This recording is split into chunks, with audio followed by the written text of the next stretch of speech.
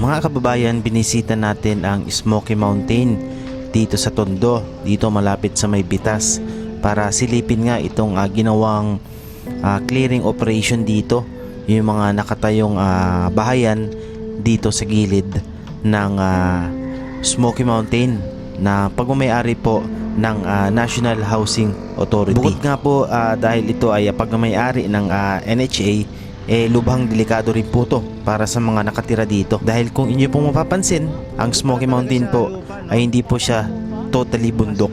Bundok po ito ng basura na isang araw ito po ay maaaring gumuho at matabunan lahat ng mga nasa paligid nito. Kaya sa tulong na rin po ng City of Manila, pati na rin ng clearing operations, ay inalis po lahat ng mga nasa bahaging ito na nakikita ninyo ngayon, ay na-cleared na po yung mga itinayong struktura po dito, mga maliliit na bahay po. Isang mainit na hapon mga kababayan, mga batang Maynila. Ngayon ay nandito tayo sa Tondo, Manila, at bibisitahin natin, pupuntahan po natin ang Smoky Mountain, yung gilid, yung ginawang nagsagawa po ng clearing operation dito. Sa mga hindi pa nakakapunta dito sa part na to ng Maynila, dito sa Tondo, dito sa Bitas, ayan, bibihira din lang ho tayo makapasok sa lugar na to.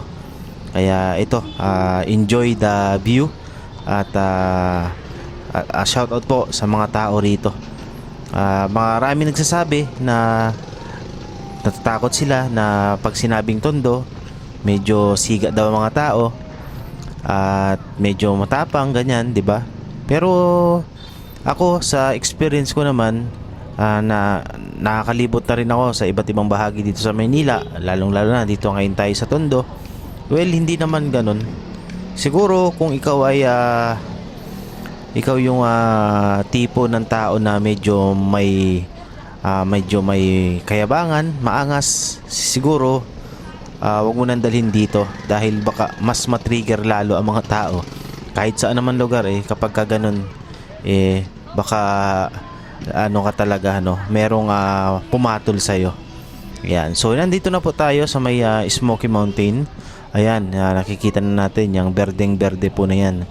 Sa katagalan ng panahon, nabuo na, naging bundok na po yung mga basurang itinatapon dito noon. Pero sa ngayon wala na ho, hindi na to tinatapunan ng mga basura, na naging na siya. Kaya tinawag siyang Smoky Mountain, dahil na rin sa gabundok po na basura dito noon.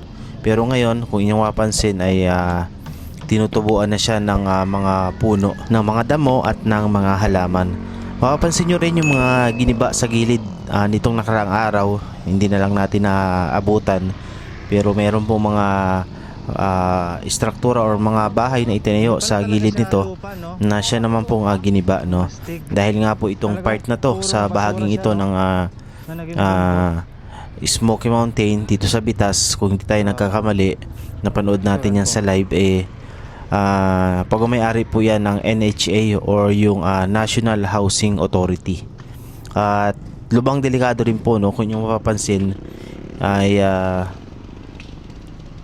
sobrang lapad po, sobrang tarik nitong Smoky Mountain, itong bundok ng basura na to the point na once na matrigger to or tuloy-tuloy ang ulan, may tendency siguro na gumuho ito at madamay yung mga nasa paligid na mga nakatira dito or nakapwesto dito.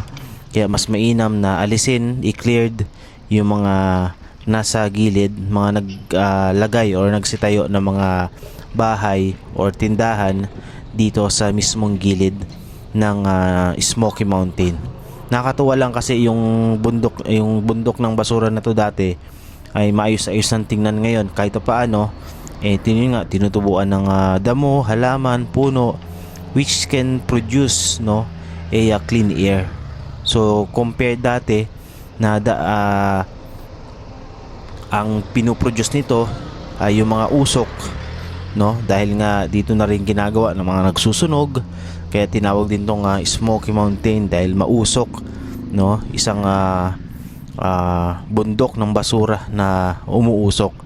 So ngayon nakakatuwa kasi makita na clean air na yung napoproduce dahil sa mga puno, halaman, damo na tumubo rito. Ayan. So yun lang po ng mga kababayan ko, mga batang Maynila. At sana po ay maging ano po, no, sana po na-enjoy nyo yung ating rides dito sa part ng Tondo, dito sa Bitas, dito sa may Smoky Mountain. Sa mga hindi pa nakakapunta dyan, ayan, ito na po. Maraming salamat po sa inyong pagsama sa aming biyahe dito sa ilang bahagi ng Maynila para ipakita po sa inyo yung update sa mga kaganapan, mga nangyayari dito sa lungsod ng Maynila. Maraming salamat po. Paki-like, share and subscribe naman po ng ating YouTube channel, One Manila TV. Maraming salamat po at lagi po tayo mag-ingat, mga kababayan ko, mga batang Maynila. Thank you po and God bless po sa ating lahat.